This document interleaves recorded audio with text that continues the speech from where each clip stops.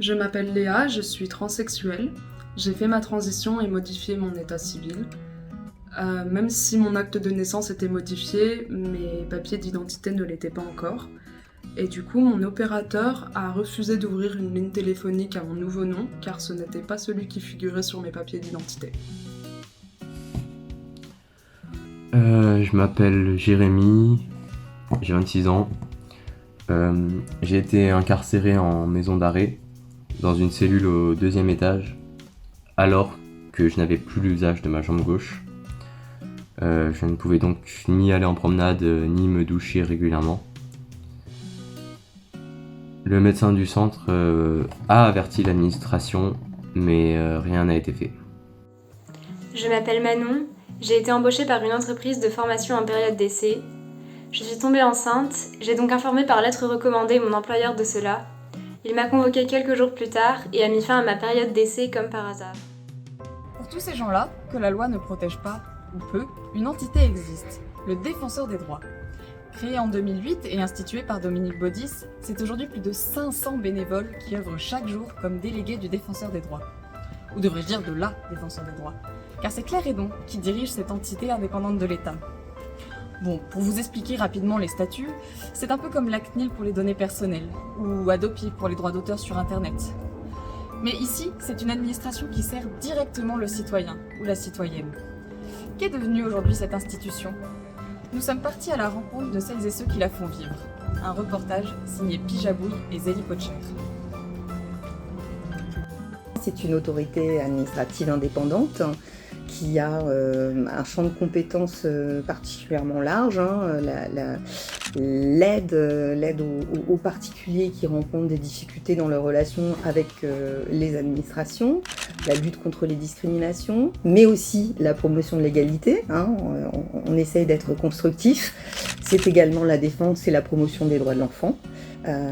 La protection des personnes victimes de manquements aux règles de déontologie de la sécurité, mais aussi la protection des lanceurs d'alerte. C'est la façade humaine de l'administration, alors qu'on n'est pas l'administration. C'est ça qui est assez étonnant, c'est que cet aspect, pour moi, cet aspect se développe, alors qu'on est là pour servir d'intermédiaire, on n'est pas un guichet d'administration. Vous l'aurez compris, le Défenseur des droits, c'est un peu comme un royaume de l'équité, peuplé de fées qui ont pour baguette magique la loi. Un seul objectif, interpréter la loi pour qu'elle respecte la singularité de tous. Mais pour mieux comprendre leur mission, nous leur avons demandé de nous raconter une expérience marquante de leur mandat.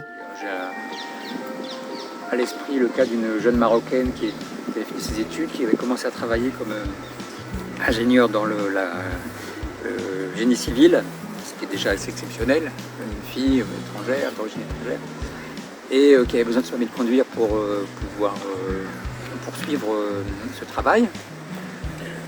Il y a une procédure de transfert des permis de conduire entre un État étranger et la France, mais avec des conditions particulières. Elle satisfaisait ces conditions, elle avait son permis marocain, elle le faisait dans le délai, mais la plateforme informatique bloquait pour une raison indéterminée. Et elle n'obtenait rien par elle-même, bien qu'elle ait actionné à peu près tout le monde. Et là, le fait d'intervenir moi-même avec l'étiquette Défenseur des droits a permis de résoudre le problème en quelques jours. Ce qui a permis de récupérer son permis français et donc de reprendre le travail qu'elle risquait de perdre. Une situation d'une personne en situation de handicap qui ne parvenait pas dans son service à obtenir l'aménagement de son poste de travail et une évolution de carrière en conformité avec ses compétences. Ceci en raison des préjugés qui existent et qui malheureusement nuisent à beaucoup de personnes en situation de handicap. On confond handicap et aptitude.